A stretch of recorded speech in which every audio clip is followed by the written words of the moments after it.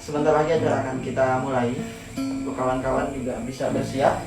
Perlu saya ingatkan nantinya dalam nanti kawan-kawan yang ada di rumah juga bisa memberikan pertanyaan terhadap narasumber kita.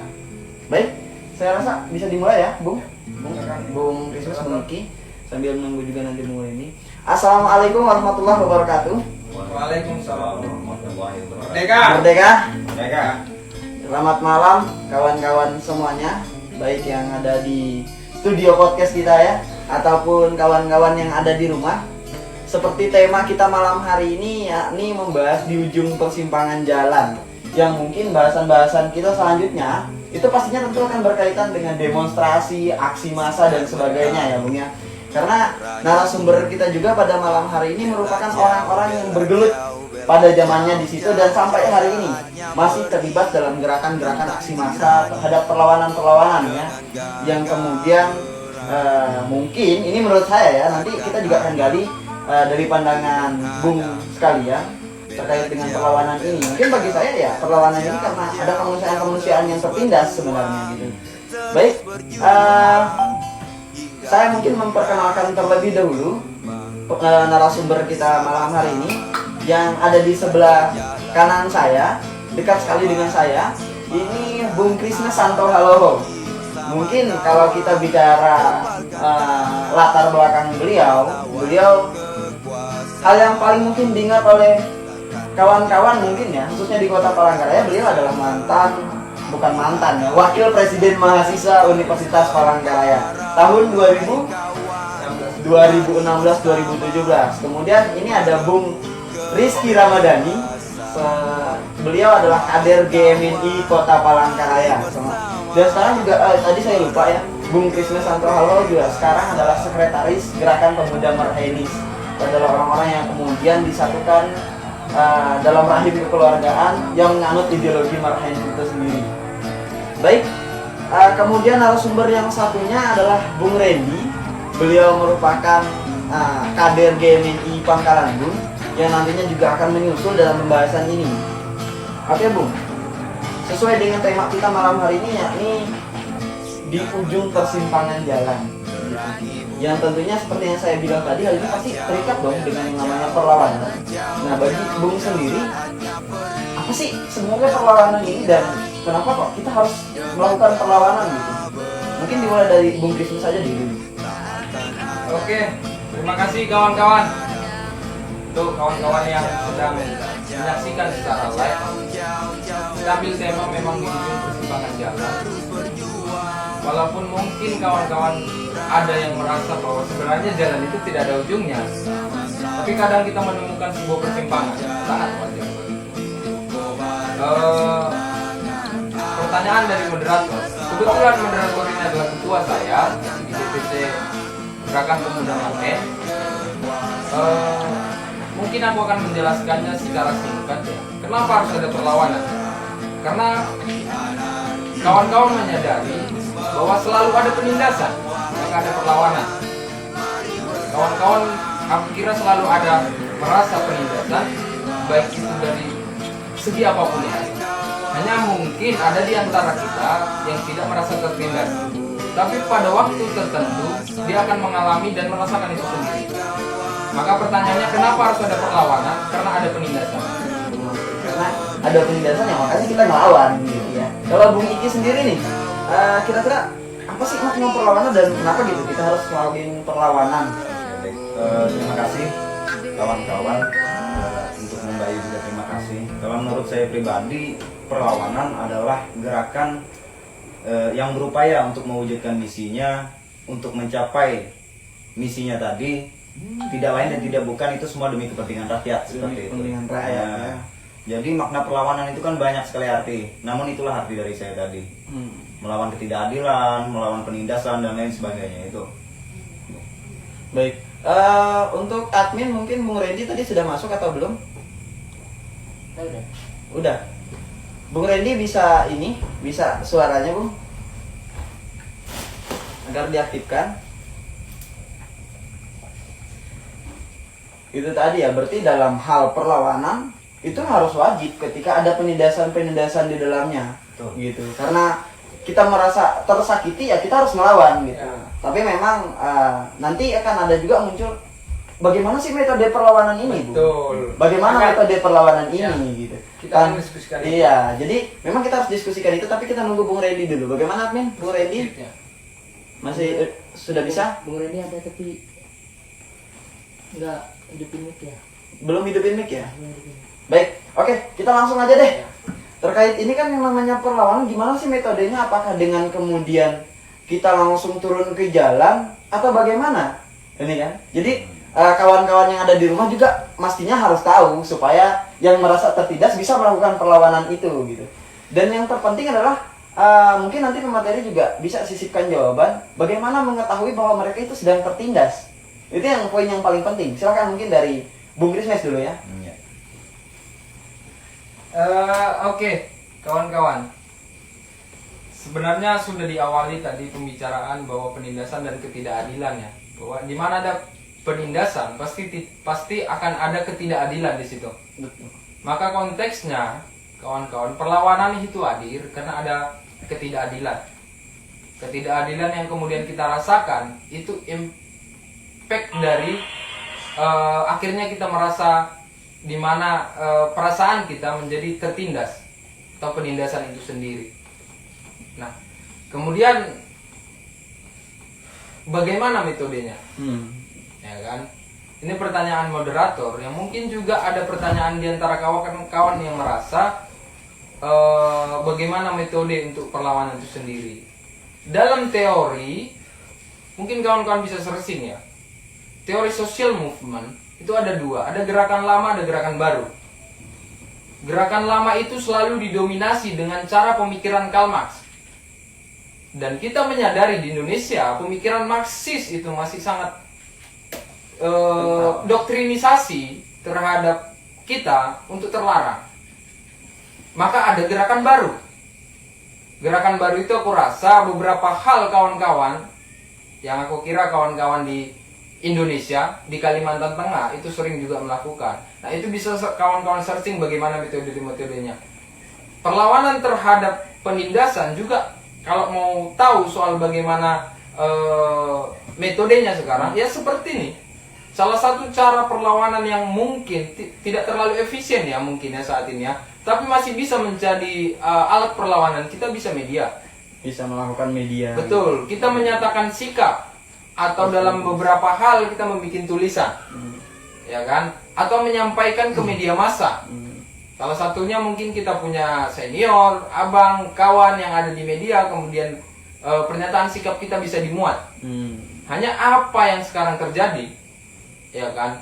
Kita harus akui kawan-kawan bung sekalian dan sarina-sarina atau perempuan-perempuan pejuang perempuan dan pejuang kemanusiaan, kita cenderung jarang membuka komunikasi terhadap sahabat ya aku bilang ya, sahabat-sahabat kita media. Sekalipun kita membuka komunikasi, kita tidak menggunakan satu metode diplomasi bahwa kita saling membutuhkan. Ya kan? Kita selalu hanya membuka bahwa lu kawan gua kawan lu, kita ngopi bareng ya biasa aja. Iya. Nah, hanya sejauh itu. Nah, sekarang pertanyaannya bagaimana gerakan itu hadir kalau kita tidak sedang menyatukan visi misi? Betul. Itu jadi pertanyaan sebenarnya beberapa hal soal metode ya. Tapi sekali lagi kawan-kawan bisa searching soal bagaimana metode itu sendiri. Seperti contohnya gerakan lama dan gerakan baru. Gerakan lama apa? Demonstrasi. Itu adalah kan gerakan lama. Sekarang pertanyaannya adalah, apakah demonstrasi itu menjadi sebuah hal yang terlarang atau antipati, kehilangan simpati dari masyarakat, ya kan? Atau kemudian dia seperti tidak menjadi efisien? Kita cenderung kalangan pemuda dan mahasiswa itu menggunakan demonstrasi. Tapi akar demonstrasi ini sebenarnya lahir dari perasaan unjuk rasa. Kalau mau kita pilih makna unjuk rasa, kawan-kawan pasti ada yang mengerti. Ya kan? Unjuk rasa itu adalah perasaan ingin menyampaikan bagaimana perasaannya dan perasaan masyarakat. Seperti kata Bung Iki tadi, kita menyampaikan itu karena ada perasaan tertindas, ada perasaan ketidakadilan dari masyarakat itu sendiri, dari orang tua kita, dari lingkungan kita, atau dari kampung kita, atau bisa jadi dari kita. Nah, ini jadi satu apa namanya ya, bahan empuk sebenarnya bisa kita konsumsi dan kemudian kita diskusikan di ranah kawan-kawan yang mungkin juga kawan-kawan sedang saat ini ya, bisa jadi mungkin ya sedang nongkrong atau ngopi atau ngocek-ngocek handphone. Kawan-kawan sebenarnya punya motivasi tersendiri untuk merasa bermanfaat bagi orang lain. Tapi dia terhalang karena dia tidak tahu caranya bermanfaat. Itu dia salahnya sebenarnya. Akhirnya dia hedon. Orang-orang hedon itu, jangan kira orang-orang itu tidak sadar bahwa dia ingin bermanfaat. Apa contohnya? Dia ingin bermanfaat pada sahabatnya. Dia ingin bermanfaat pada tetangganya. Hanya ingin bermanfaat pada orang banyak, bermanfaat pada orang tertindas, itu terhalangi pikirannya karena mungkin dia tidak sedang menciptakan kulturnya sendiri. Betul. Itu sebenarnya salah satu yang kita harus sadari. Tapi sekali lagi, kawan-kawan, bahwa bagaimana metodenya? Banyak metode. Banyak metode sebenarnya. Tapi yang cenderung kita pakai, pemuda dan mahasiswa itu memang gerakan lama dan gerakan baru itu kita kombinasi. Kenapa? Karena kami pemuda Marhain itu selalu mengutamakan dinamis. Ya kan? Kami menyesuaikan dengan apa zamannya. Karena kami tidak ingin gilas oleh roda zaman. Mungkin itu. Baik. Untuk Bung Randy tadi sudah bisa? Bung Randy? Sudah bisa. Baik, Bung. Tadi kami memang duluan, Bung, untuk membahas ini. Tapi juga alangkah lebih baiknya kan bertanya dengan Bung Randy. Mungkin pertanyaannya apa kabar dulu, Bung? Baik, alhamdulillah. Mungkin mencoba untuk mengulang sedikit ya, Bung Christmas. Kita mencoba mempertanyakan kepada Bung Randy.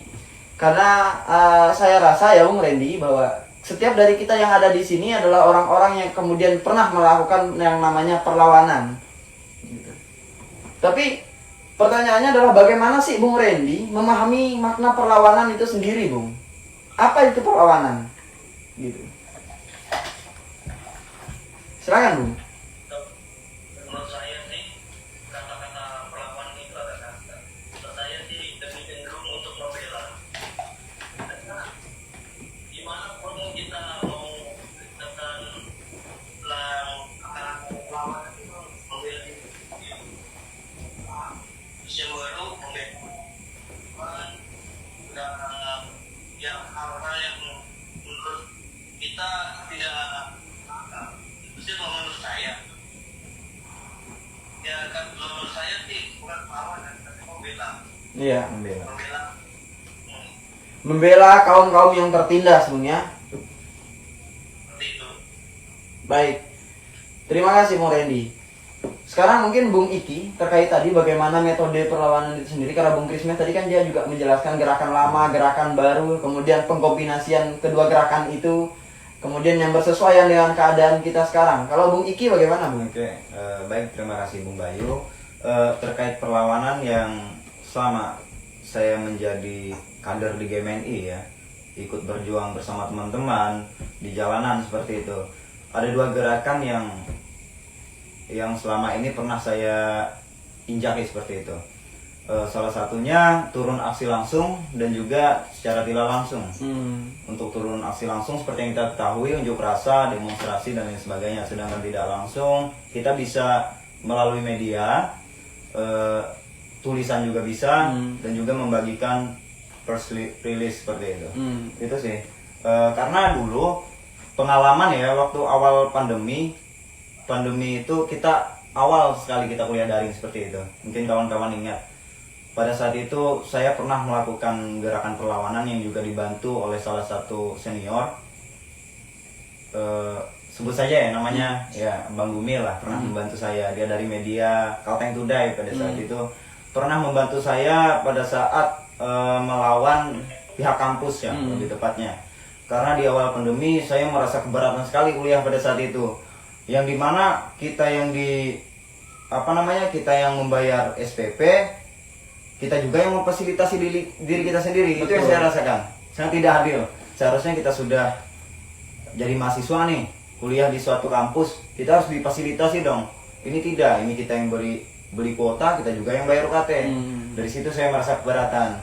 apalagi ditambah lagi kan di tempat saya itu sinyal sangat sulit sekali, sampai-sampai saya dan beberapa teman saya mahasiswa itu naik ke atas bukit jauh sekali dari desa, melewati hutan dan lain sebagainya seperti itu.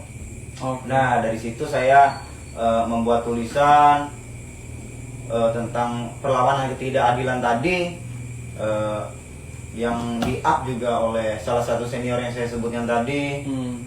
Ya akhirnya agak apa namanya, terdengarlah oleh orang-orang yang kita lawan seperti itu. Dari situ saya mendapatkan chemistry seperti itu, bahwa yang namanya perlawanan itu juga ada hasilnya. Betul. Nah, seperti itu sih kalau saya. Oke, yang saya tangkap mungkin dari kawan-kawan adalah bahwa baik itu gerakan baru ataupun gerakan lama, keduanya sampai hari ini masih tetap bisa dipakai. Bahkan dalam hal gerakan baru, kawan-kawan yang ada di rumah pun kalau memang tidak bisa turun aksi kan ada gerakan baru lewat media dan lain sebagainya, lewat platform dan lain sebagainya kan, itu masih bisa dilakukan gitu. Jadi baik, mungkin sebelum nantinya kita masuk kepada pertanyaan ke masing-masing narasumber ya, karena saya mencoba untuk ini hal-hal umum dulu yang kita pengen kupas gitu. Tanpa mengupas kulit kita tidak akan bisa makan isinya kan. Oke. Dalam hal perlawanan tidak mungkin kawan-kawan tidak menemukan kendala. Pasti ada kendala-kendala yang harus dihadapi, entah itu kendala pada permasalahan individu atau masing-masing orang gitu, atau permasalahan dalam hal komunal, misalnya dalam kelompok-kelompok yang kawan-kawan ada di situ dan lain sebagainya, entah juga permasalahan akademik. Tapi saya ingin nanya, kendala yang sering mungkin dengan Bung Christmas dulu, kendala yang sering dihadapi Bung, karena Bung Christmas adalah orang yang saya kenal sangat terikat ketika kita bicara dengan gerakan gitu. Oke Bung, mungkin aku akan memulai seperti ini kawan-kawan, bahwa sebenarnya aku gunakan kata aku ini adalah sebenarnya ingin mengkampanyekan ke kawan-kawan bahwa orang-orang seperti kita adalah orang-orang yang hampir sama kawan-kawan. Aku mulai dengan kata gini, aku adalah orang yang memilih jalan sunyi tapi tidak pernah kesepian. Jadi apa yang dipertanyakan oleh moderator saat ini adalah sebenarnya, aku kira sebenarnya ini sesi curhat, bisa kita anggap itu curhat, karena dia masuk ke pengalaman pribadi kawan-kawan. Dan aku kira pengalaman pribadi kita bisa satu situasi yang sama, namun dengan rasa yang berbeda. Iya. Ya kan? Aku adalah orang yang berulang kali mati dan bangkit kembali. Apakah seorang Christmas tidak pernah merasakan trauma? Sering. Ya kan? Pribadi itu digempur, Bung. Digempur dari komunal atau komunitas kita sendiri, atau persahabatan, atau keluarga, atau dengan pilihan-pilihan hidup yang sudah kita susun mulai kecil. Aku cita-citanya jadi tentara, aku cita-citanya jadi polisi, aku cita-citanya jadi guru.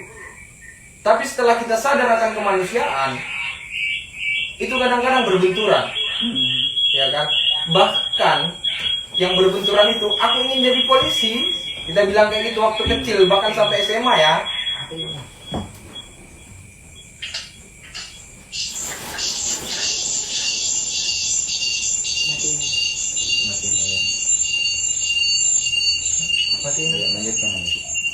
Bahkan dari mungkin kita SMA, SMP ada cita-cita kita tersendiri, tapi setelah ada sadar kemanusiaan, kita diuji kembali akan cita-cita kita itu sendiri. Bukan soal tempatnya, tapi bagaimana kita menyadari kemanusiaan itu, apakah kita bisa aplikasikan setelah kita mendapat cita-cita kita itu sendiri. Ya kan? Oke, kalau ingin jujur kawan-kawan, apa permasalahan pribadi? Pertama, beberapa kali aku mengalami trauma, tapi sekali lagi itu kulawan. Traumatik itu bagiku adalah selalulah menatap dia, selalulah berjumpa dengan situasi itu, maka trauma itu akan hilang. Walaupun kadang-kadang kita harus merintih dengan perasaan kita sendiri, ya kan?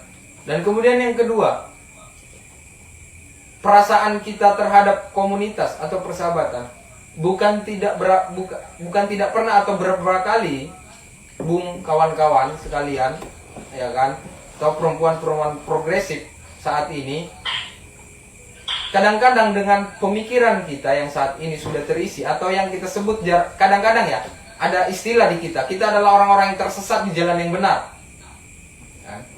Itu bisa menjadi sangat tidak konsumtif, bahkan bisa jadi salah satu yang tidak sangat disenangi oleh sahabat-sahabat kita sendiri.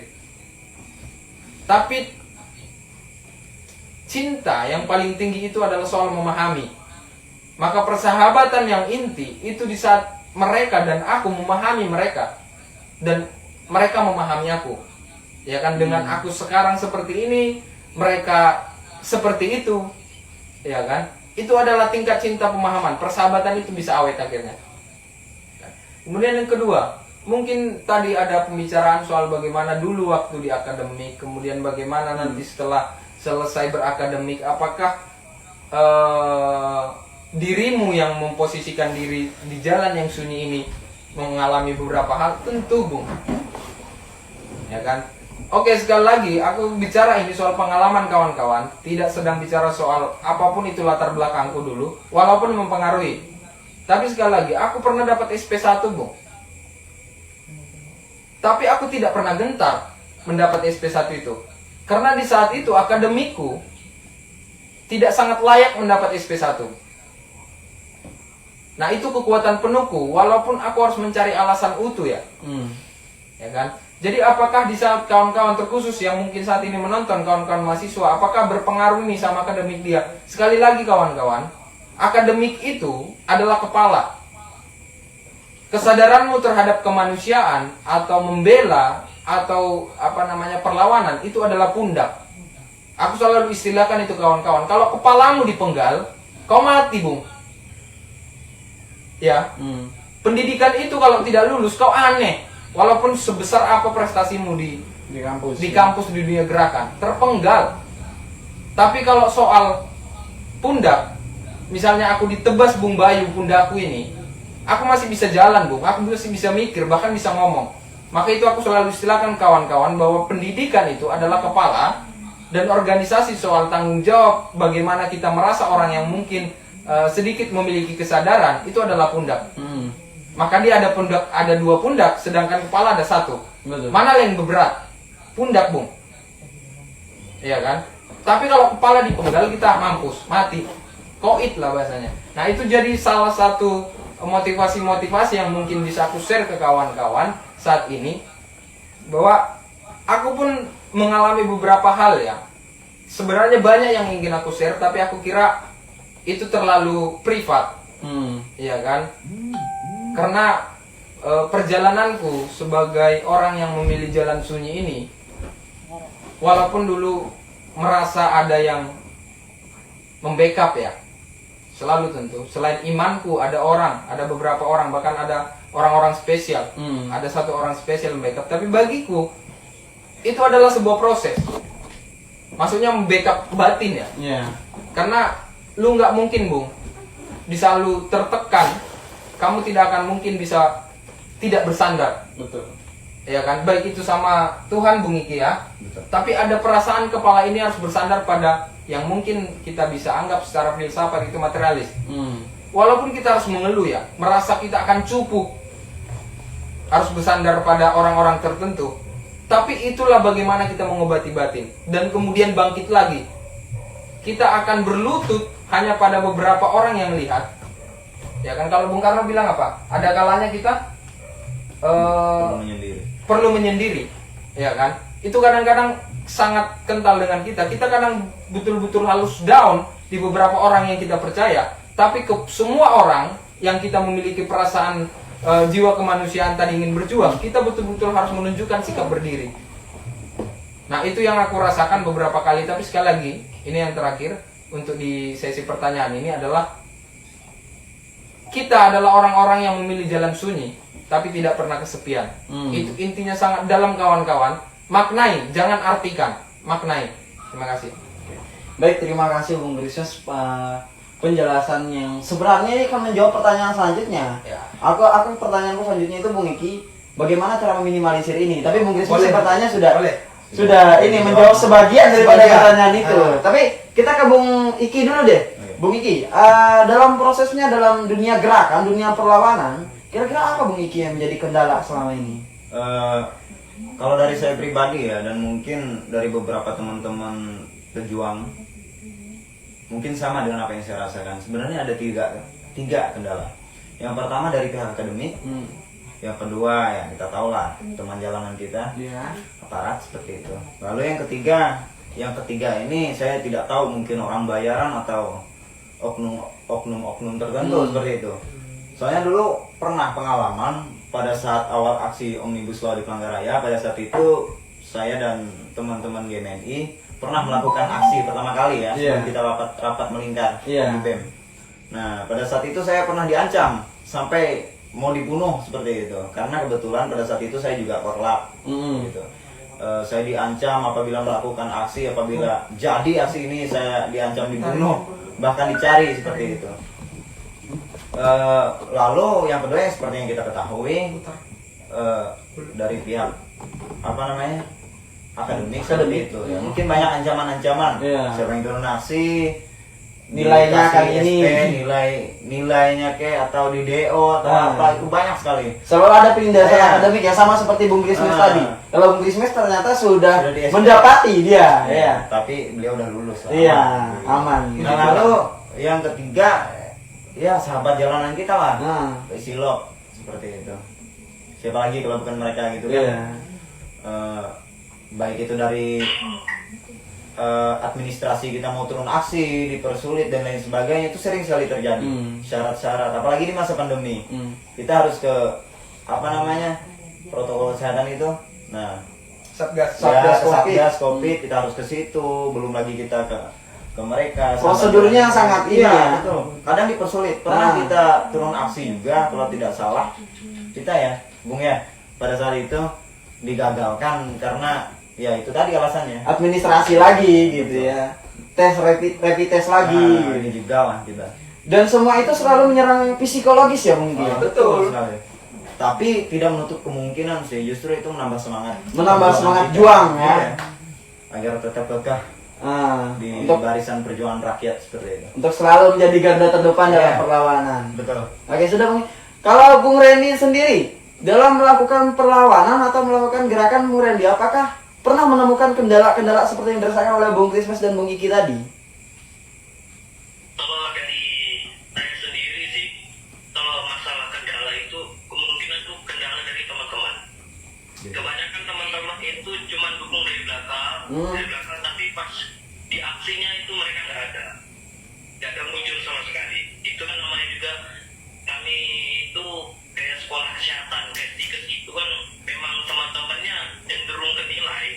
Gerakan itu kayaknya kurang mereka minatnya.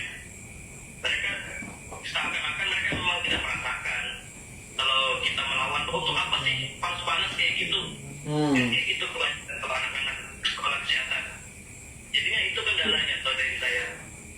Jadi kendalanya di masa aksi ya Bung ya? Aksinya.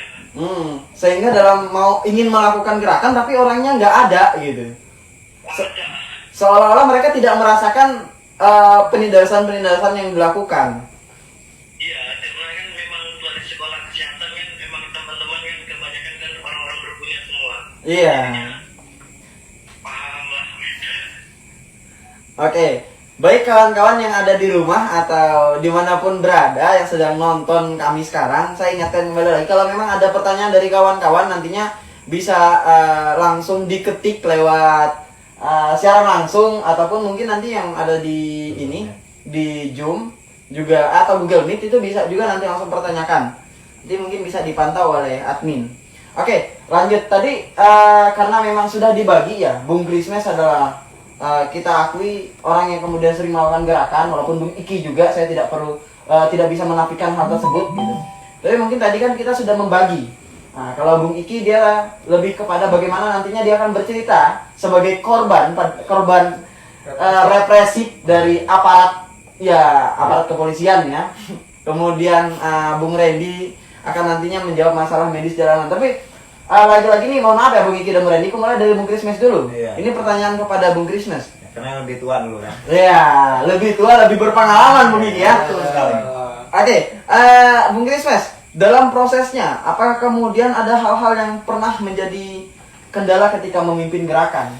Ya kan, kendala ketika memimpin gerakan, karena setidaknya Bung Christmas sering menjadi korlap mungkin ya dalam aksi. Nah, beda kendala yang dihadapi kita sebagai masa aksi dan juga pemimpin aksi. Itu dua hal yang berbeda.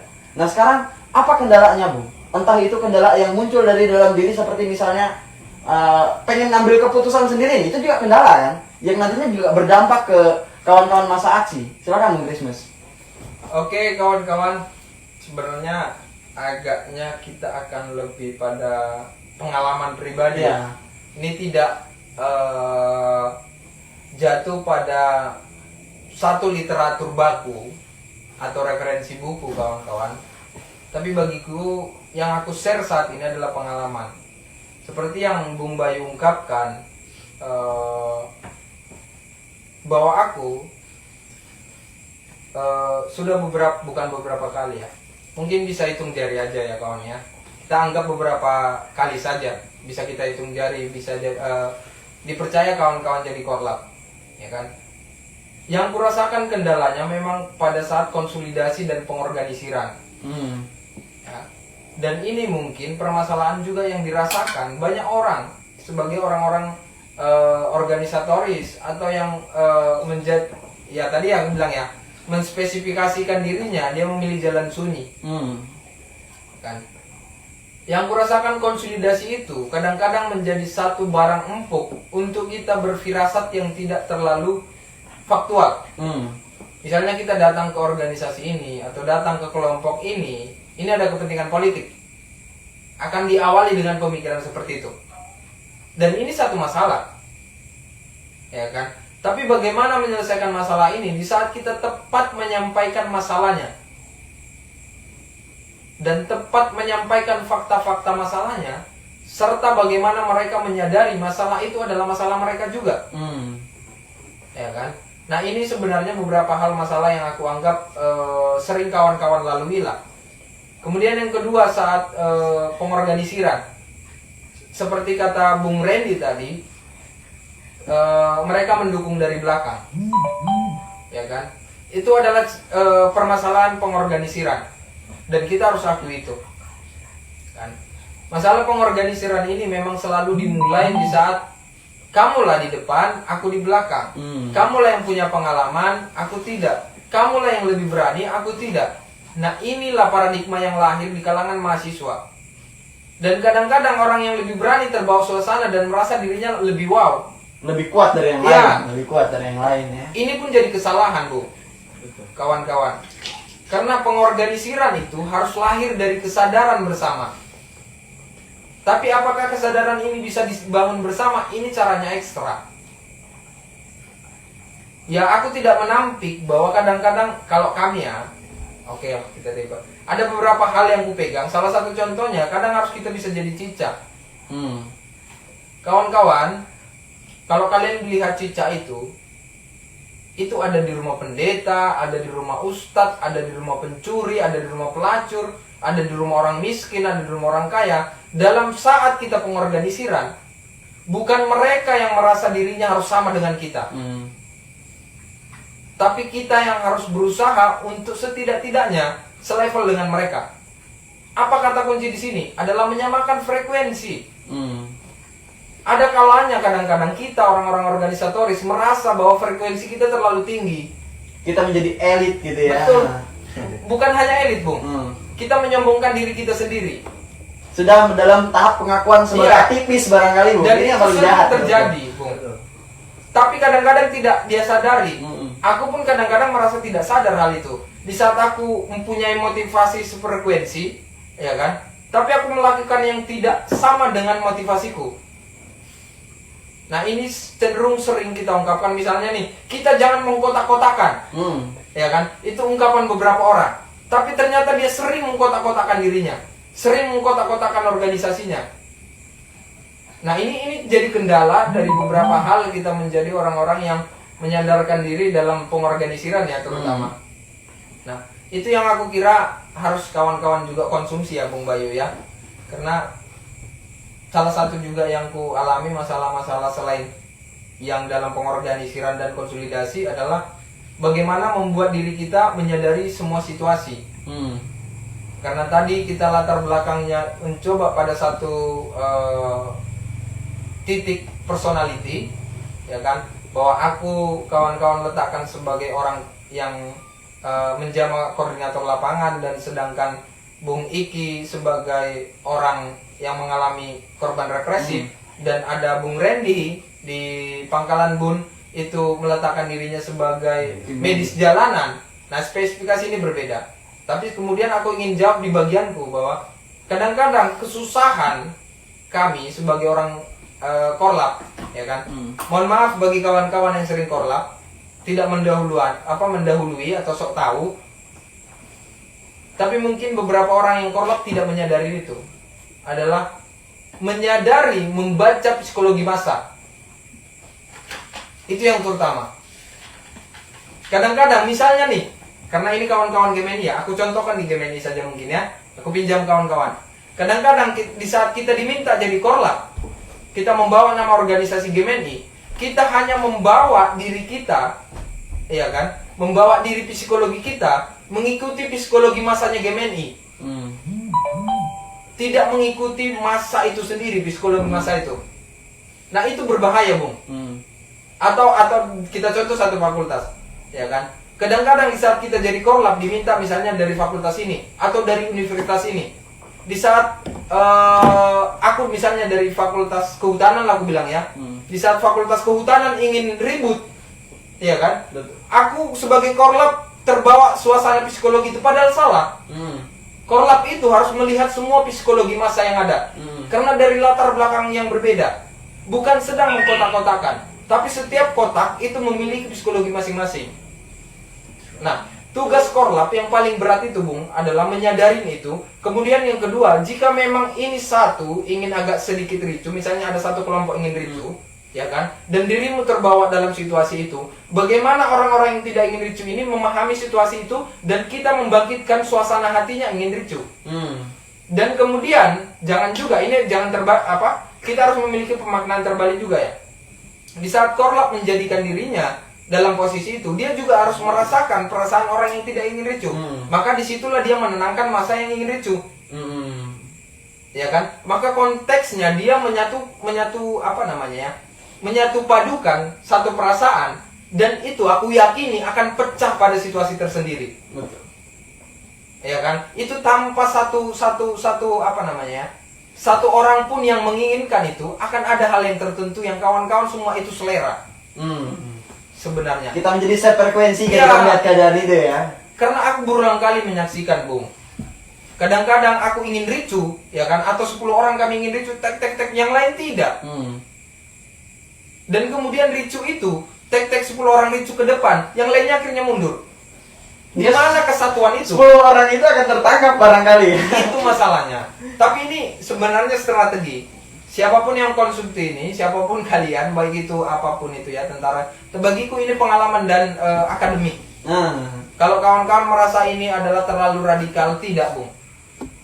Atau bapak ibu sekalian, tidak. Ini adalah proses di mana kami, orang-orang yang memilih jalan sunyi ini, adalah menyatukan satu pemikiran bahwa Pram, oke, aku konsumtif dari beberapa hal perkataan Pram.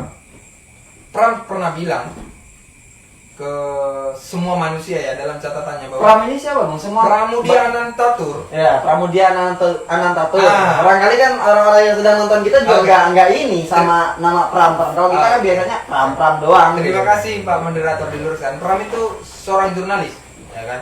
Terlepas dari bagaimana orang-orang menafsirkan latar belakang beliau, tapi kata-kata dia dengan baik. Kata-kata dia tercetus dengan baik. Dia bilang seperti ini: didiklah pemerintah dengan perlawanan, dan didiklah masyarakat dengan organisasi. Nah, aku adalah masyarakat yang dididik dengan organisasi, dan tugasku bukan sedikit ya, mendidik pemerintah dengan perlawanan. Dengan perlawanan. Nah, itu yang kuaplikasikan sehingga beberapa hal yang kucetuskan dalam pemikiranku dan perkataanku itu lahir dari pengalaman. Ya kan? Sebagai beberapa kali, ya aku bilang 2 kali aja lah, walaupun yang lain mungkin tidak kuhitung, tapi 2 kali aja yang kusadarin bahwa ini kesalahan-kesalahan penting ya, kesalahan-kesalahan penting. Kadang korlap itu merasa dirinya super power, ya kan?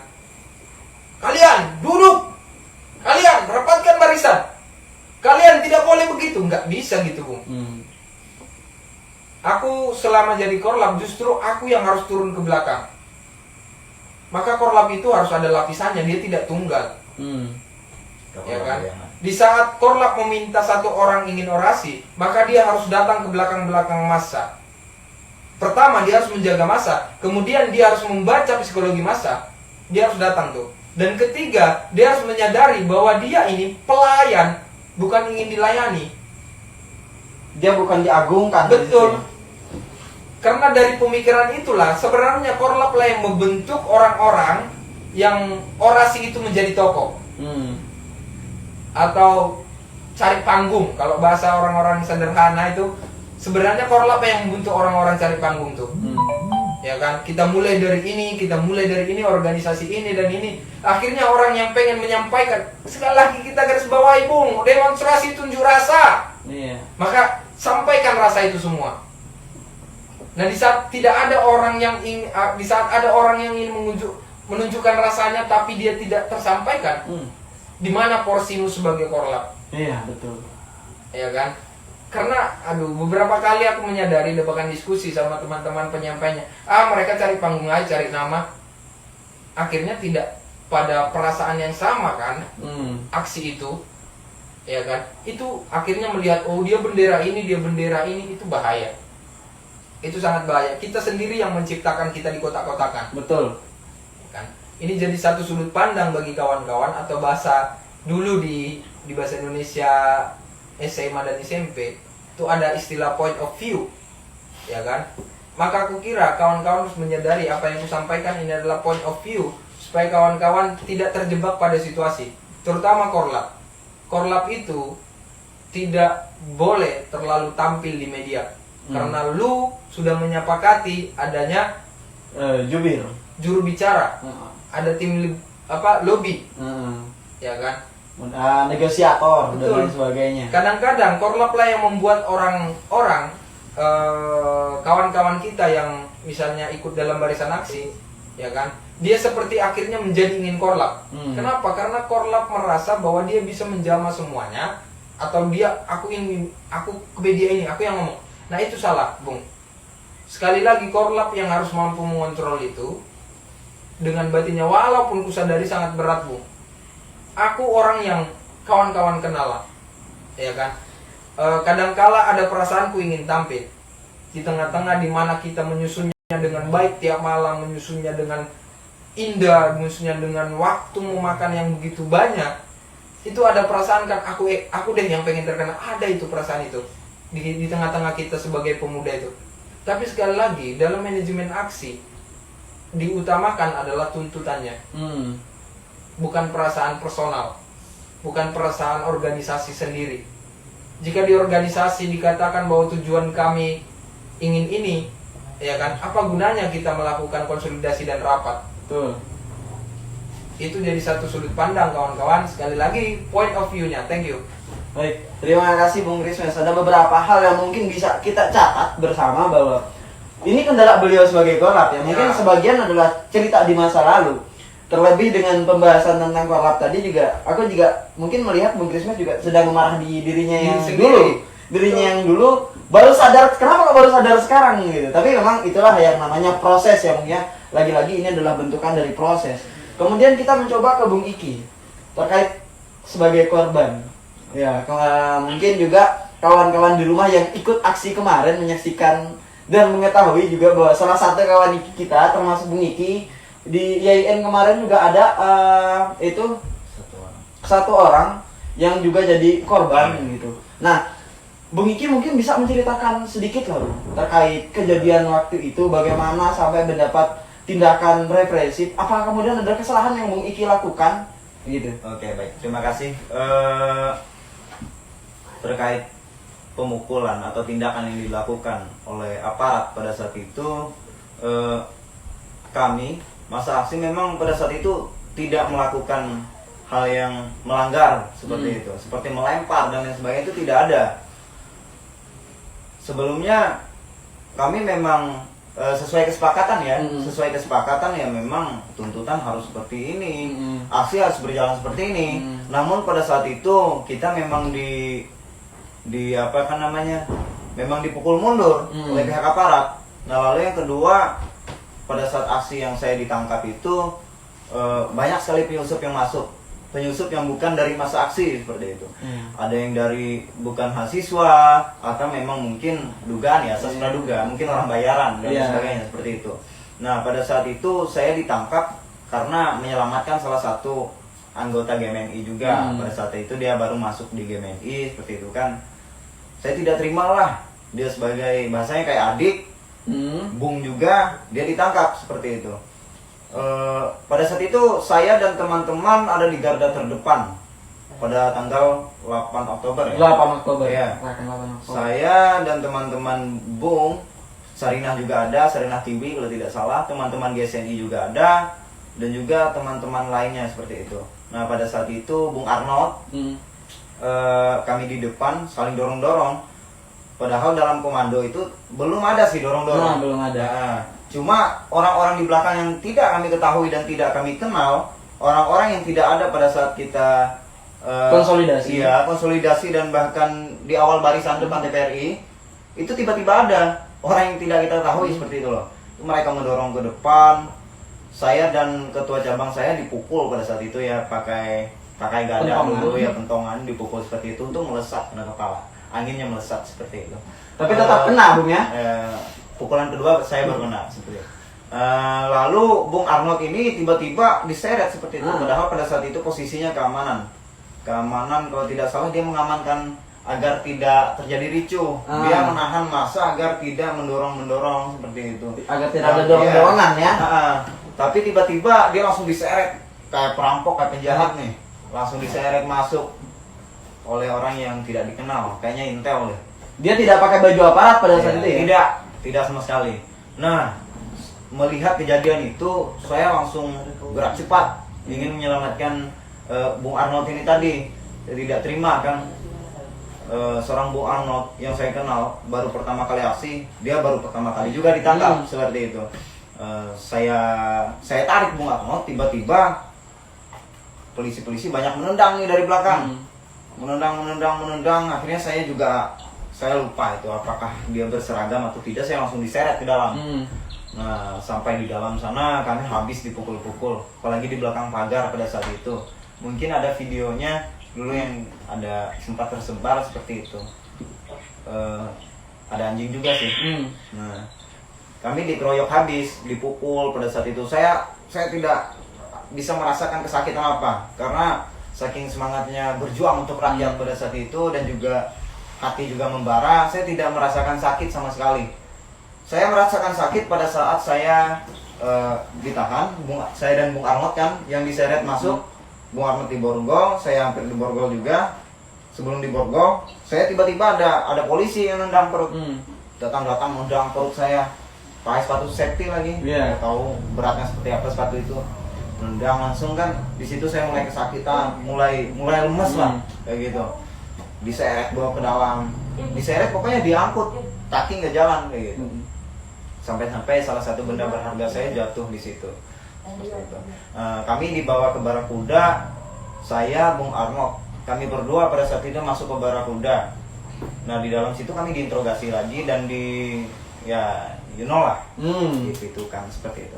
Nah lalu berselang beberapa lama, tiba-tiba masuk nih orang yang bukan masa aksi ke Barakuda. Ya mungkin saya anggap itu adalah salah satu penyusup. Iya, penyusup lah, provokator pada saat itu. Tidak memakai baju, dipukul polisi juga, dia tertawa-tawa, mabuk kayaknya orang itu.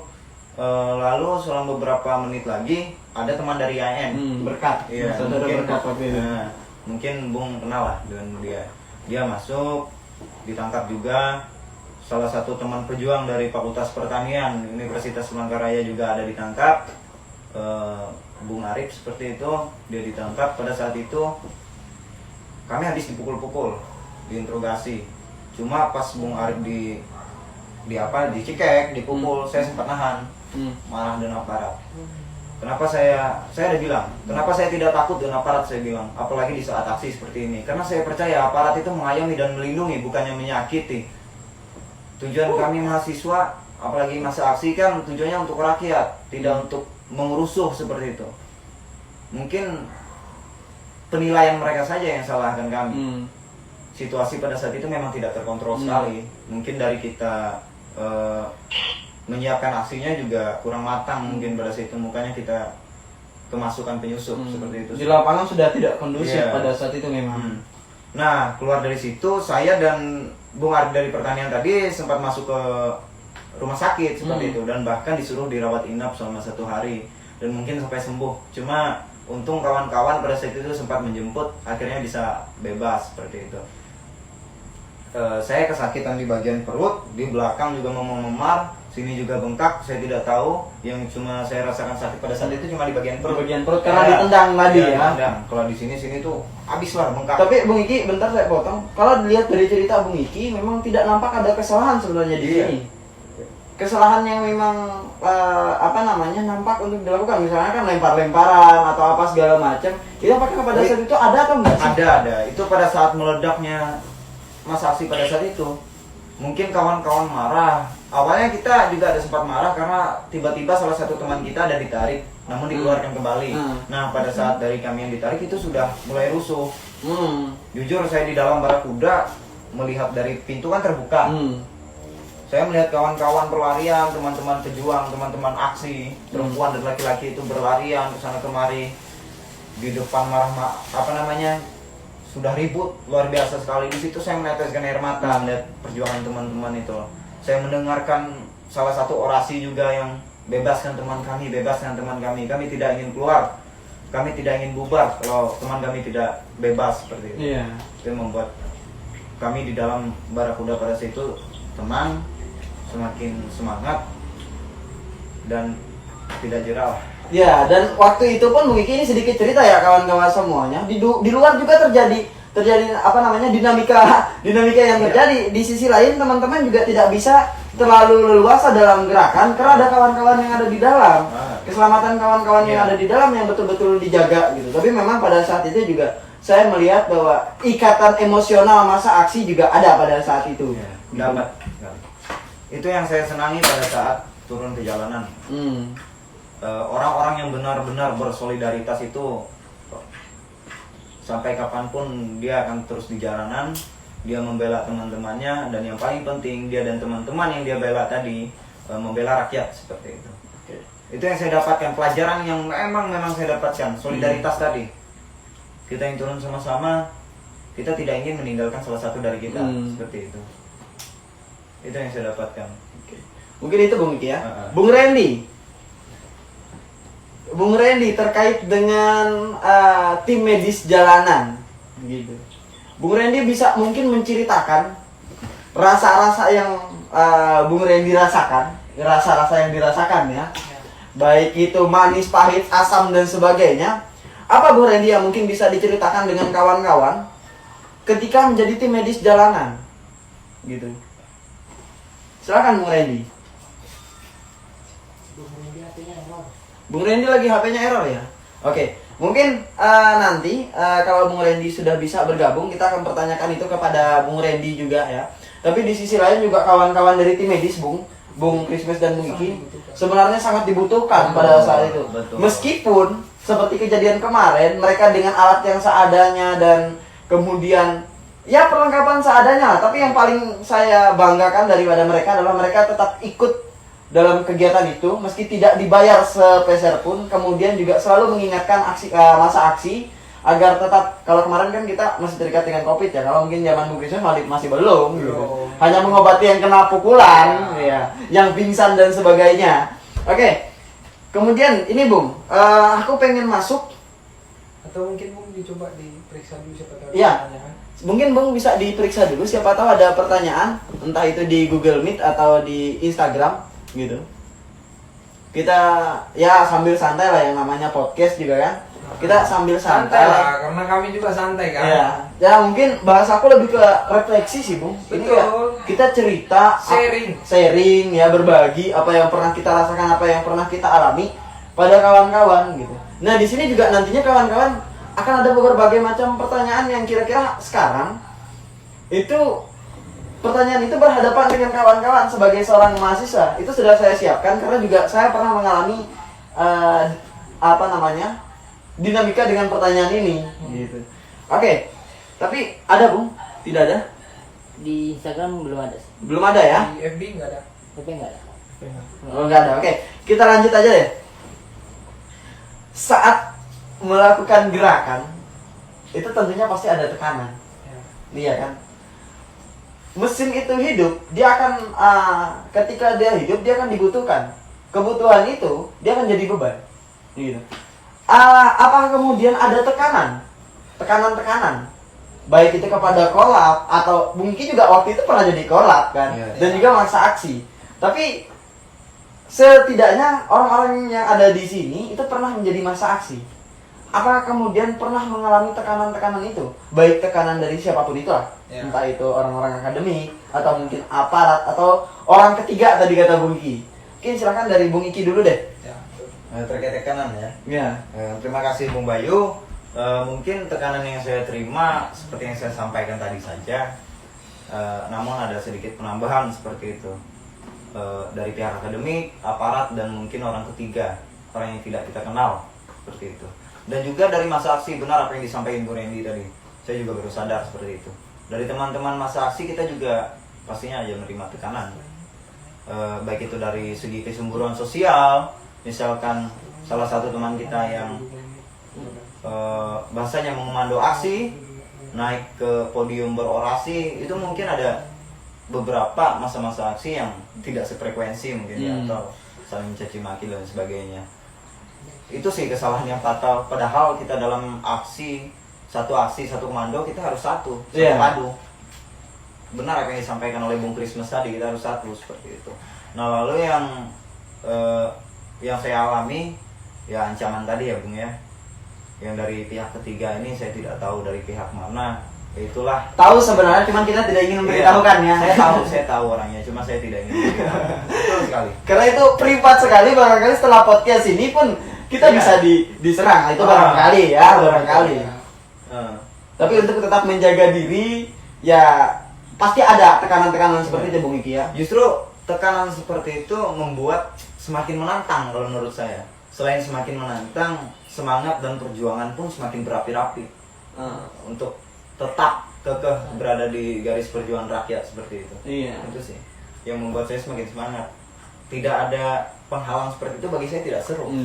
Sama halnya seperti kita turun aksi tapi tidak ada keamanan. Itu tidak seru sekali. Itu sih menurut saya. Perlu tantangan ya. Iya. Terbentur dan terbentur. Nah itu. Oke Bung Christmas lagi. Apa kemudian pernah mengalami tekanan? Kalau Bung Christmas jangan ditanya kayaknya ya. Ya kan tadi beberapa hal aku sudah buka, tapi sekali lagi seperti ini. Kita mulai dengan Indah, Bung. Ya kan? Untuk apa namanya sedikit merefresh kita soal pertanyaan moderator terkhusus Bung Bayu saat ini. Ya kan? Apa sih sebenarnya fungsi tekanan itu terhadap kita? Kita mulai dari liriknya Maggie Jetka ya, atau siapa namanya? Jangankan diriku, semut pun kan marah kalau terlalu sakit begini. Nah begitulah sebenarnya suasana yang dialami oleh mahasiswa. Iya kan? Semakin dia tertekan, semakin dia terjepit. Semut itu tidak pernah sendiri. Sekali lagi kita memilih jalan sunyi, tapi tidak pernah kesepian. Ini sebenarnya beberapa hal puitis kawan-kawan, ya kan? Tapi aku kira orang-orang yang menonton ya, atau mengkonsumsi ini akan mengerti bahwa semut itu semakin kamu injak, semakin dia akan betul-betul menggigitmu. Tapi biarkan kalau dia berjalan di badanmu, dia tidak akan menggigit. Iya. Dan itulah mahasiswa, dia seperti semut. Dan selama dulu, ini karena pertanyaan ke mahasiswa ya, bagiku ini kembali merasakan romantisme, ya kan, atau nostalgia yang kurasakan selama mahasiswa dulu. Tapi apakah aku tidak punya hak untuk mengulang hal yang sama? Punya dong. Ya kan, karena dalam setiap gerak nafasku adalah gerakan perlawanan, ya kan. Nah itu yang aku kira sebenarnya menjadi satu acuan bagi kita, ya kan. Harus menyadari bahwa kita ini semut.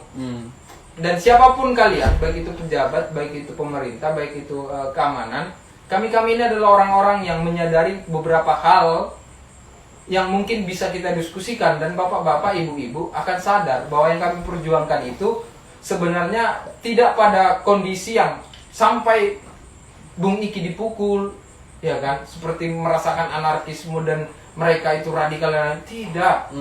Kita pada tujuan yang sama, hanya kalian tidak menyadari cara berpikir kami. Masalahnya kalian adalah meminta kami kalian justru meminta kami untuk mengikuti cara pikir kalian. Ya. Itu hal yang salah. Bahwa apakah kita tidak menyadari isi Pancasila yang dicetuskan saat itu, bahwa musyawarah mufakat itu keutamaan, bukan membawa jalan pikiran masing-masing, ya kan? Kendalaku sudah aku beberapa situasi-situasi tekanan yang aku alami, beberapa hal sudah aku sampaikan. Tapi sekali lagi, tekanan yang paling menjadi momok ya dalam batinku yang agak susah memang sampai sekarang ini adalah, ini agak sedih kawan-kawan, ya kan? Di saat kita menjadi orang-orang yang memilih jalan seperti ini, dan kemudian kita menyadari cita-cita kita ini akan mengalami sedikit depresi. Depresi gerakan ya. Ada situasi di mana kawan-kawan akan merasa depresi gerakan itu sendiri. Aku ini sebenarnya mau jadi apa? Aku ini sebenarnya ingin seperti apa? Ya kan? Di tengah-tengah kita pemuda ya, ini tidak bisa lepas dari pikiran kawan-kawan. Pasti ada kawan-kawan kalian yang mengatakan,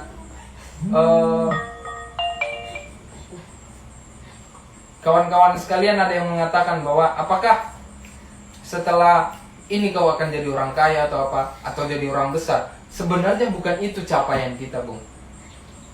Ya kan? Capaian kita adalah bermanfaat bagi manusia.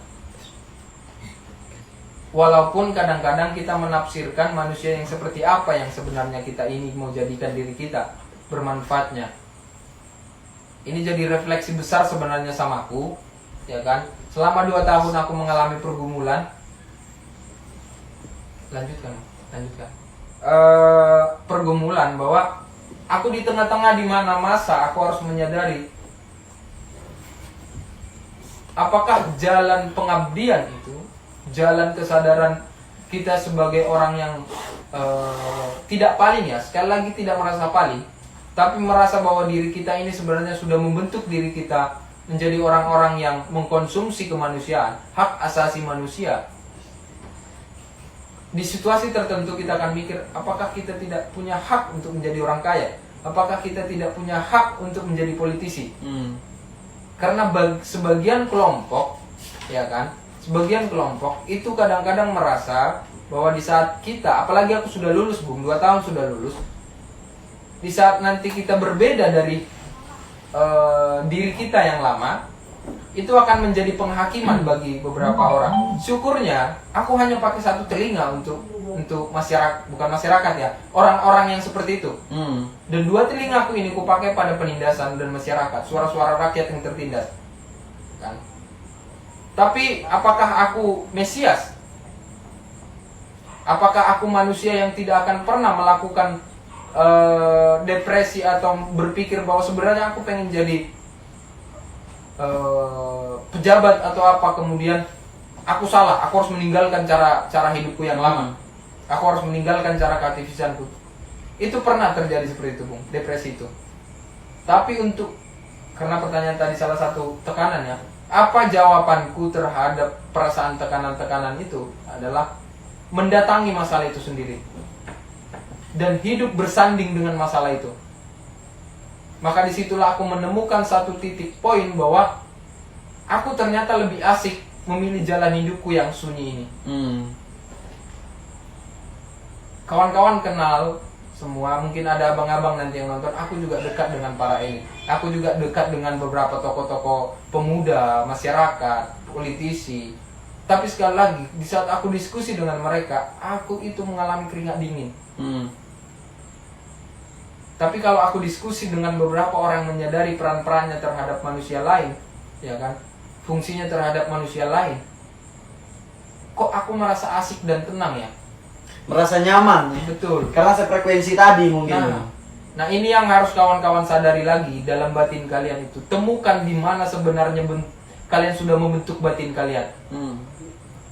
Ini pesanku terhadap kawan-kawan mahasiswa terus, karena tadi dibuka tekanan bagaimana saat mahasiswa ya. Kalian harus mencari diri kalian itu kembali, menggali di mana sebenarnya keasikan kalian. Jangan terikat pada satu titik pandang bahwa duit itu penting. Gitu loh.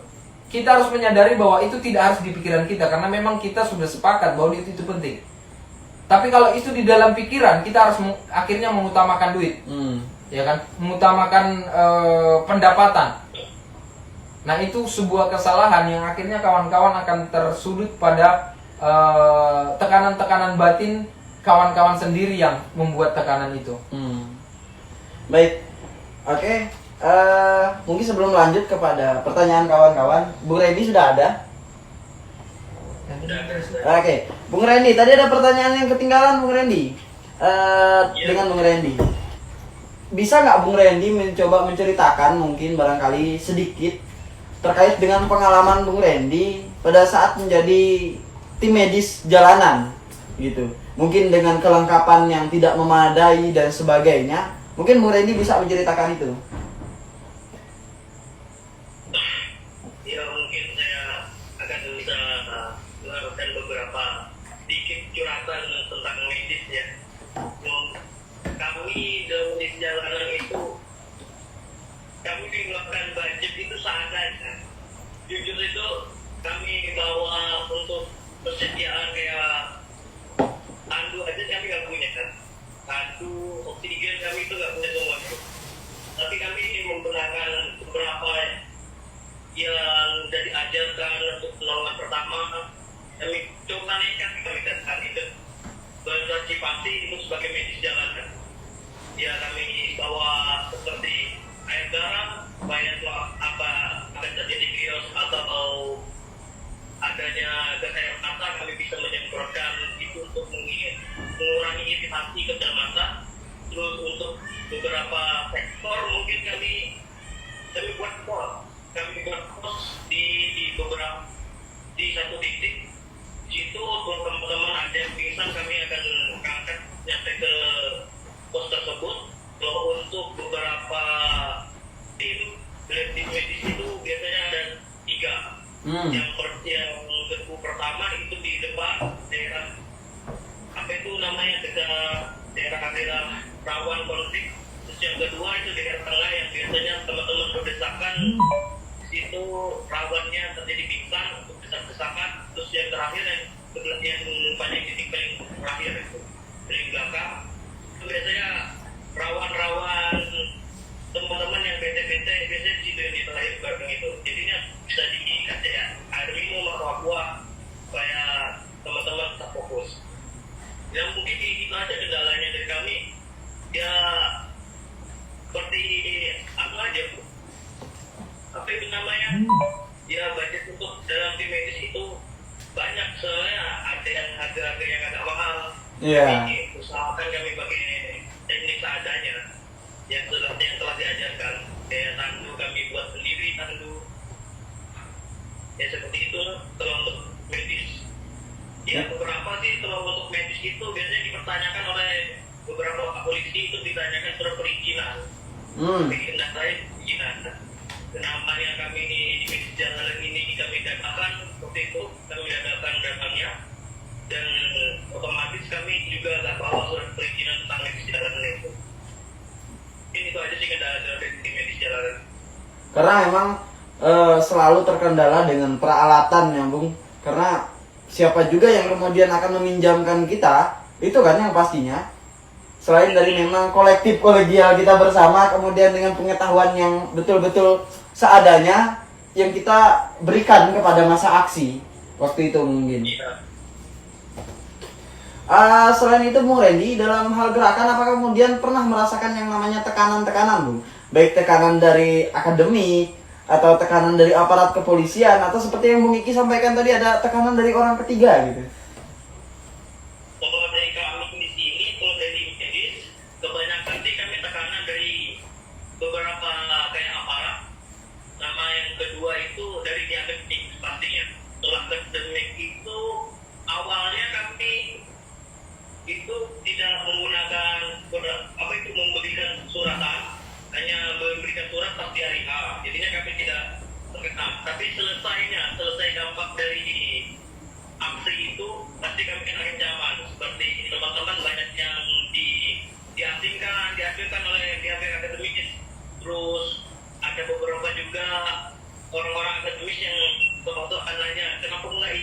izin kan pasti diberi kan kayak gitu, kebanyakan kayak gitu juga.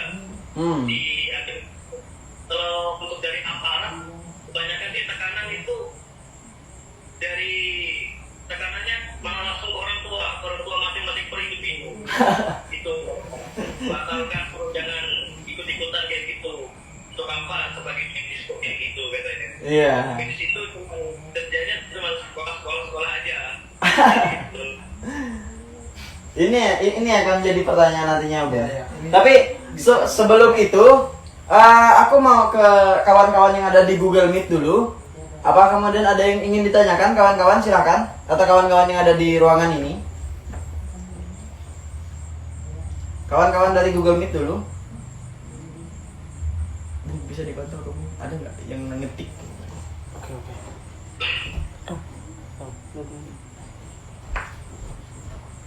Yang dari Google Meet. Atau ternyata telah sama-sama merasakan apa yang dirasakan juga di ruangan ini gitu. Gimana kawan-kawan yang ada di Google Meet, ada?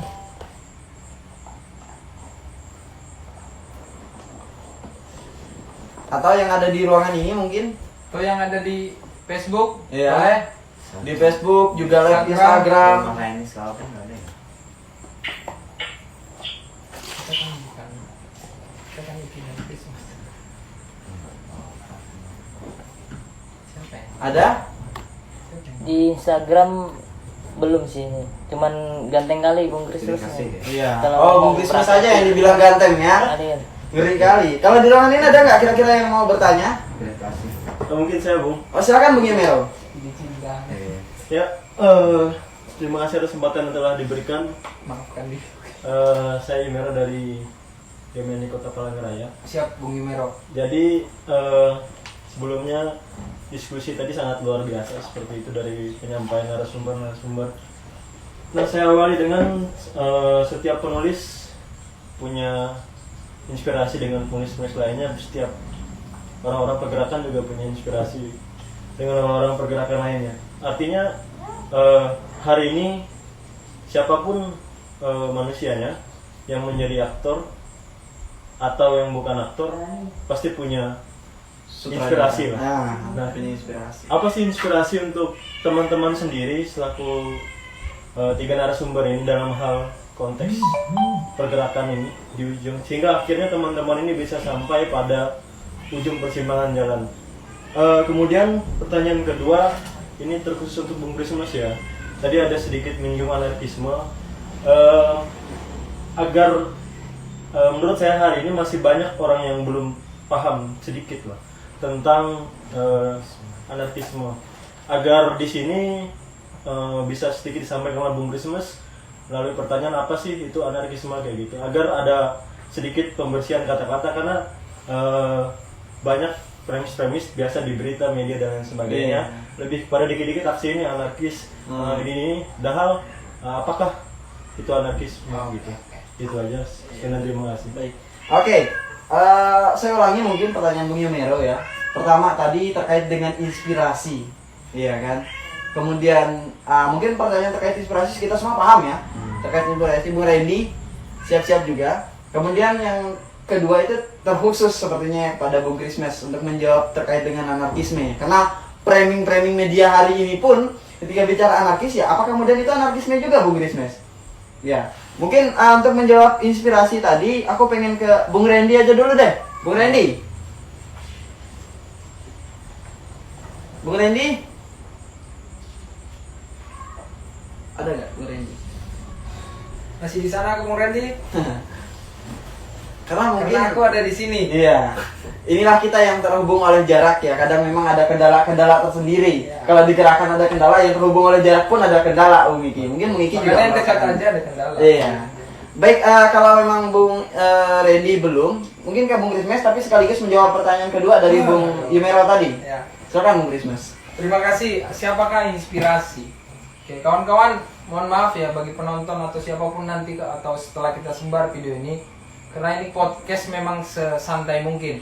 Jika kawan-kawan lihat kami konsumtif rokok atau minum es teh dan kopi, memang mencoba santai ya. karena kami tidak bermasalah pada siapapun secara individu. Kami bermasalah pada sistem dan ketidakadilan. Kan? Siapakah inspirasiku? Ini pertanyaan personal ya. Aku memulai inspirasi itu dari Shogi. Ya kan? Tapi beberapa orang menganggap inspirasi Shogi itu terlalu dangkal. Ya kan? Tapi ya yang dangkal itulah yang kumulai. Karena aku perenang pemula.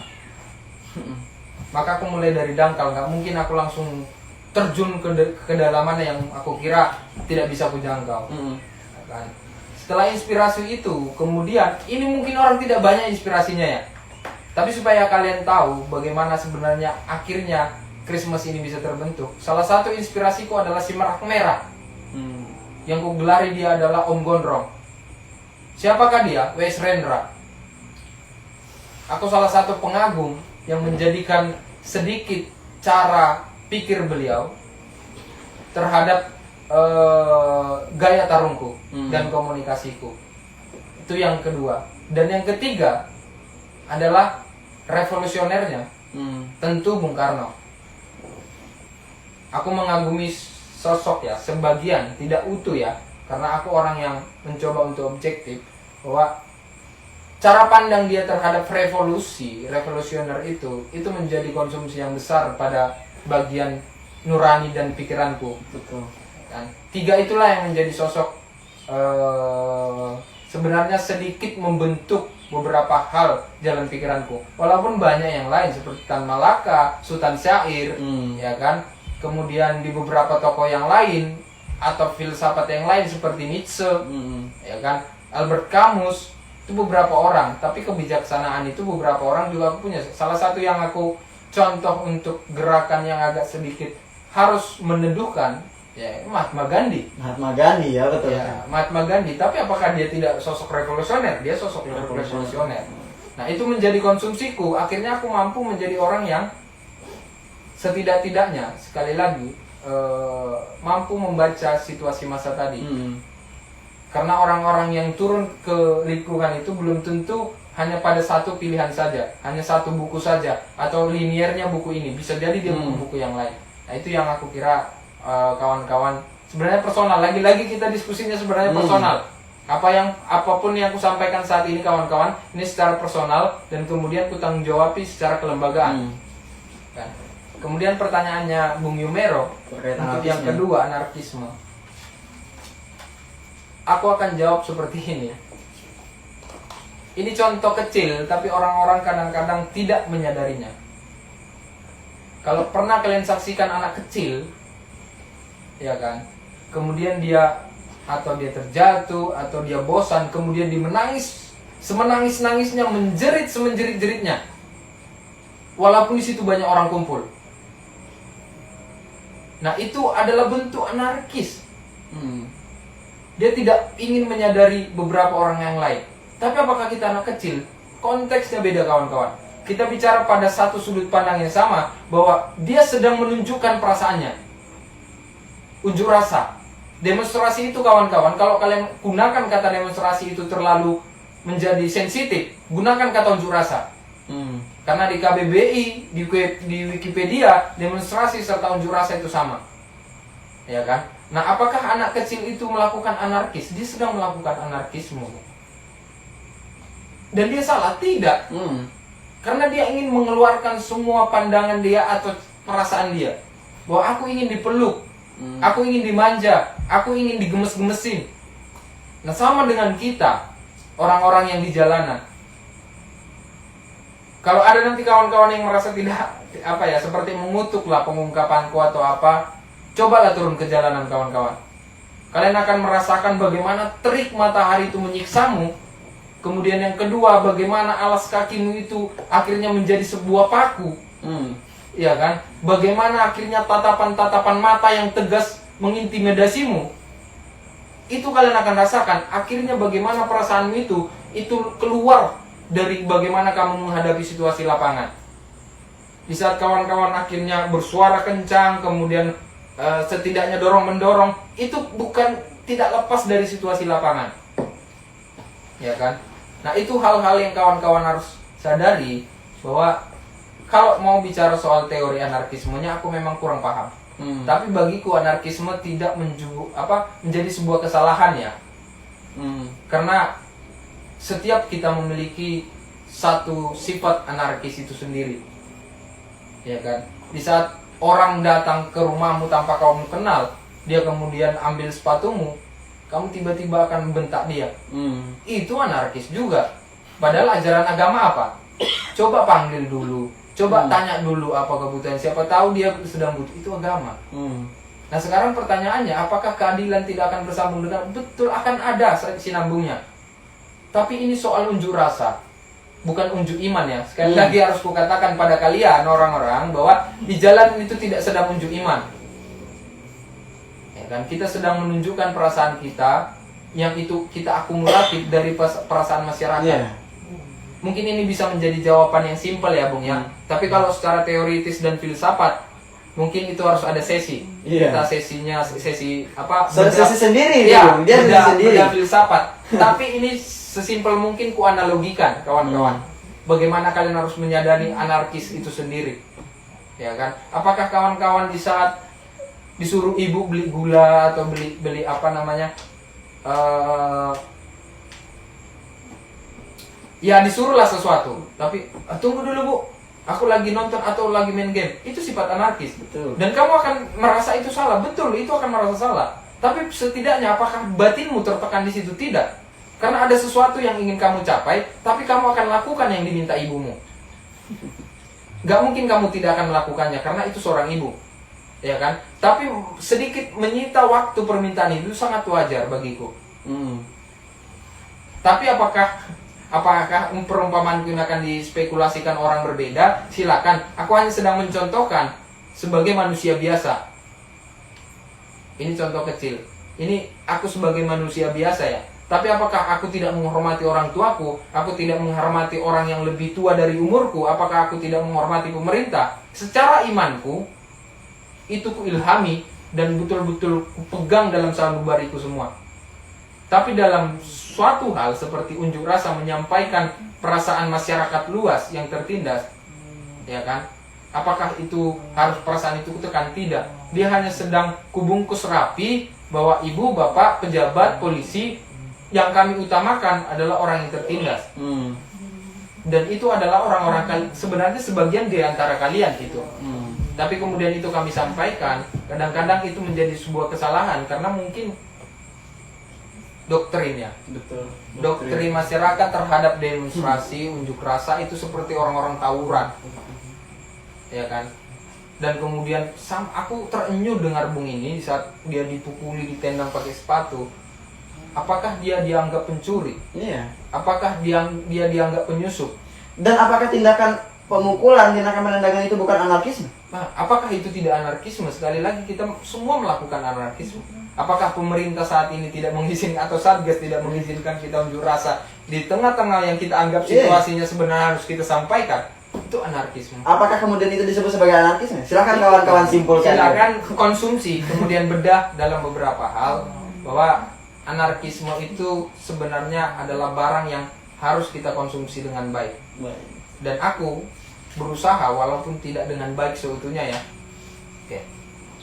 Baik. Kemudian Bung Randy sudah ada? Ada Bung Randy? Ada. Bung Randy, tadi pertanyaan Bung Yomero adalah Bung Yomero dari GMNI Kota Palangkaraya. Beliau mempertanyakan terkait dengan apa inspirasi Bung Randy. Iya, siapa inspirasi Bung Randy dalam melakukan perlawanan mungkin? Karena dalam perlawanan pergerakan kita pasti punya inspirasi tersendiri ya Bung Yomero. Ya. Nah, silakan Bung Randy. Kalau saya sih kalau inspirasi, mungkin inspirasinya apa ya? Suhoki kali. Suhoki. Itu inspirasi saya. Bung Karno barangkali ya? Bapak dulu. Bung Karno.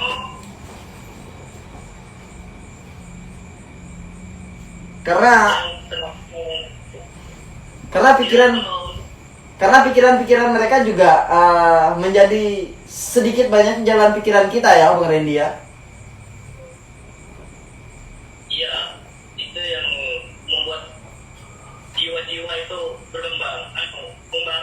membara. Baik, terkait jiwa yang membara ya tadi. Bung Iki, kalau Bung Iki sendiri siapa Bung? Inspirasinya? Oke, inspirasi menurut saya tidak lain dan tidak bukan adalah rakyat. Rakyatlah inspirasi saya untuk turun ke jalan seperti itu. Dari jeritan, tangisan rakyat yang saya lihat, itu yang membuat saya semangat. Nah, lalu yang kedua adalah bapak ideologi kita, Bung Karno. Bung Karno bagi saya adalah orang yang menjunjung tinggi kemanusiaan, menjunjung tinggi sebuah keadilan, menghapus penindasan dan lain sebagainya. Mungkin kedua itu yang menjadi inspirasi saya. Rakyat dan Bung Karno. Baik. Ada lagi kira-kira dari Google Meet atau dari ruangan ini yang ingin bertanya? Dari Google Meet? Bung Jo kali siapa? Nah. Kawan-kawan dari Kalsel nggak dengar Oh, Bung? saya inspirasi gitar soalnya juga. Ya. Nggak bisa ya Bung ya? Bisa. Izin bertanya, Bung. Silakan. Siapa itu? Saya Wendri dari GMNI. Bung siapa? Pentri. Oh, Bung Pendri. Wendri. Wendri ya? Nah, saya Bung Wen dari GMNI Kota Palangkaraya. Siap Bung. Saya izin bertanya untuk para pembicara yang ada di malam hari ini. Sebelumnya saya ucapkan selamat malam untuk kawan-kawan semuanya. Malam. Merdeka. Mengenai diskusi pada malam hari ini sangat menarik ya dari pembahasan teman-teman. Saya dengar dari awal tadi bahwa apa yang disampaikan oleh teman-teman adalah sangat memotivasi gitu. Terkhususnya untuk saya nih, untuk saya mewakili teman-teman yang biasanya adalah yang kuliah pulang Bu. Sangat sering kita ketemui bahwa untuk di kampus itu banyak mahasiswa yang seperti itu. Jadi sarannya aja nih dari para pembicara pada malam hari ini, bagaimana sih caranya untuk membangkitkan semangat kawan-kawan yang hanya kuliah pulang untuk memperjuangkan suara-suara rakyat gitu, terkhususnya kaum marhaen. Terima kasih. Oke, baik. Ada lagi Bung? Mungkin itu aja Bung. Oke, terima kasih. Mungkin ini Bung Iki, kita coba korelasikan juga. Terkadang di kampus itu Bung Iki, kita selalu ditabrakan dengan permasalahan akademik dan permasalahan turun ke jalan. Kadang-kadang bertabrakan, ya kan? Selain permasalahan tadi menjadi kupu-kupu, barangkali mereka jadi kupu-kupu itu karena permasalahan ini bertabrakan juga gitu. Nah, mungkin sekaligus deh Bung Iki coba untuk menjawab permasalahan itu. Bagaimana membagikan itu? Oke, terima kasih. Sebelumnya yang bertanya ini adalah partner saya di jalanan. Partner di jalanan ya. Sangat berdusta sekali beliau menganggap dirinya kupu-kupu. Nah, Apa itu kupu-kupu? jadi kupu-kupu itu saya pernah menggeluti. Butterfly. Belum di GMNI seperti itu. Kalau menurut saya itu ada dua jalan. Yang pertama, kita harus merasakan sama nih, sama sakit, sama pedih, sama ratap, sama tangis. Kita harus merasakan apa yang kita rasakan dulu. Bahasanya sefrekuensi lah, seperti itu, dengan orang-orang yang ingin kita sadarkan tadi. Lalu yang kedua, mungkin memetik dari kata Pramudia Nandatur tadi, didiklah rakyat dan organisasi. Menurut saya mahasiswa yang seperti itu juga perlu dididik dan organisasi agar mereka sadar seperti itu. Ya mungkin itu saja dari saya, selebihnya mungkin dijawab oleh narasumber yang lain karena kebetulan ilmu saudara saya yang bertanya tadi juga jauh di atas saya seperti itu di jalanan. Tapi secara hukum mungkin tenang, equality before the law ya. Kesetaraan manusia itu di depan hukum sebenarnya. Oke, kemudian ke Bung Randy dulu ya, Bung Rismes ya. Buatlah Bung Rismes istirahat sebentar kan. Karena disiksa oleh pertanyaan Bung Yumiro tadi. Oke, Bung Randy. Menghadapi mahasiswa yang kupu-kupu ini bagaimana cara kita Bung Randy untuk memberikan penyadaran juga dan terkait permasalahan yang sering muncul itu Bung Randy, bahwa kita sering bertabrakan mengenai masalah akademik dan masalah jalanan. Ini kadang-kadang bertabrakan Bung Randy. Jadi bagaimana Bung? Silakan.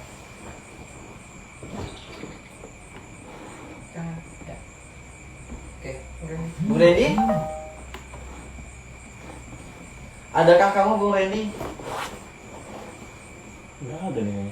Waduh, Mungkin Bung Randy ini Stop mungkin. iya, Ya. mungkin lagi ini ya. mungkin ini lah Ah. kerja. Oke, ke Bung Rismes saja deh. Sebagai seseorang yang telah berlalu juga sebenarnya Kilau dunia kemahasiswaan. Sekarang kan sudah bukan mahasiswa lagi. Iya, Bu. gimana Sudah. tadi pertanyaannya? Jadi pertanyaannya adalah gimana sih membangkitkan semangat kawan-kawan yang pada saat ini jadi kupu-kupu gitu.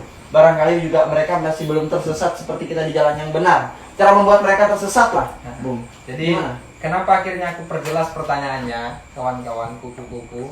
Terima kasih Bung Wendy sudah bertanya soal itu. Ternyata selain kupu-kupu ada yang lebih parah, Bung Wendy. Siapakah dia yang parah? Itu kalangan mahasiswa, pemuda, tidak hanya mahasiswa ya, pemuda yang hedon, yang hanya mampu untuk mengeluarkan duit untuk bersenang-senang, ya kan? Itu lebih parah situasinya. Sedangkan orang kupu-kupu kuliah pulang. Dalam arti dalam kita melihat situasi ini, mereka hanya tidak sedang mendapat informasi. Sedangkan kaum hedon kita sampaikan informasi, tapi tidak menjadi satu barang yang sepertinya cocok dengan mereka. Itu Seperti sangat empuk sulit. untuk dimakan Iya, gitu. itu sangat sulit. Jadi bagaimana situasi ini terjadi? Pertama, ya kan, kawan-kawan sudah mungkin sebagian orang sudah pernah dengar puisi yang disampaikan oleh Najwa Shihab bahwa kampus itu sudah menjadi tembok-tembok, ya kan, yang membuat kita dekat dengan masyarakat. Ya kan, kalau kita mengambil makna itu, mungkin kawan-kawan bisa searching di YouTube bagaimana isi puisi dari Najwa Shihab itu sendiri terhadap kritisnya terhadap kalangan mahasiswa, ya kan. Kemudian yang kedua, Bung Karno dalam Penyambung Lidah Rakyat, dalam Sarina, buku Sarina ada beberapa kali juga mengatakan bahwa produk pendidikan itu tidak disesuaikan dengan keadaan masyarakat, ya kan. Pendidikan yang kita sedang alami ini, maka jangan juga kita tidak menyadari bahwa produk pendidikan itu menjadikan kita menjadi orang yang lupa sebenarnya fungsi kita terhadap hubungan horizontal ya. Kalau vertikal itu dengan Tuhan, hubungan horizontal itu sangat kawan-kawan harus sadari kan. Pendidikannya sendiri, baik itu dari sistem pendidikannya, orang yang mendidik, ataupun kawan-kawan kita yang terdidik.